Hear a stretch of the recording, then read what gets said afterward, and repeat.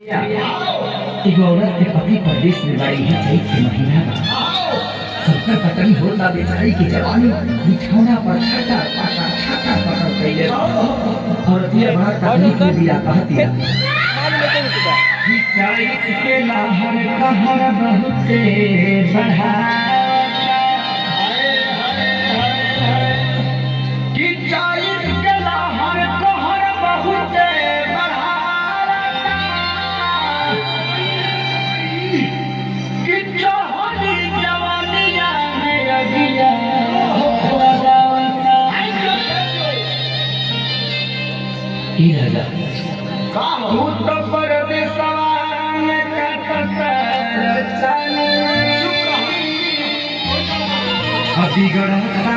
जब खेसरिया चैत गाता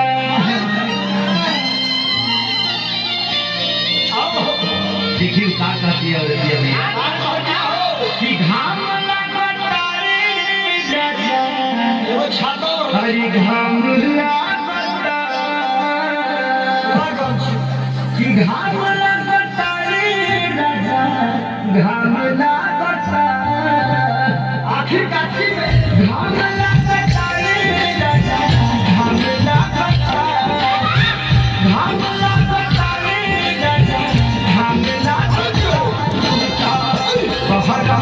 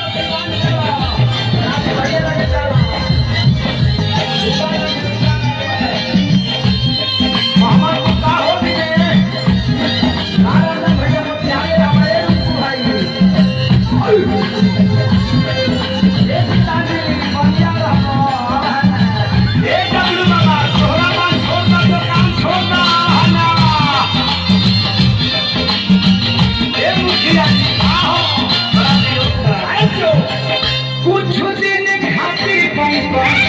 लइले त छुट्टी हरला बनाया सारा रोहरी के खूंटी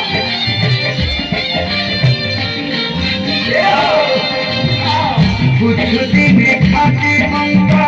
लइले त छुट्टी हरला बनाया सारा रोहरी के खूंटी हमला बताई हमला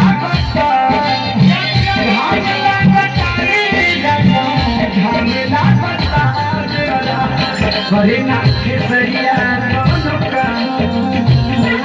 देवरा करे ना खेसरिया कौनो काम सैत में बड़ा हमला बता दूंगा बहारा में करे लौटता सैत में हमारा हमला बता हमला बता ले दिया हमला बता हमला बता ले दिया हमला बता गरमी सहकर नरम नरम चान गरमी सहकर नरम हमर चान सैत में हमारा हमला बता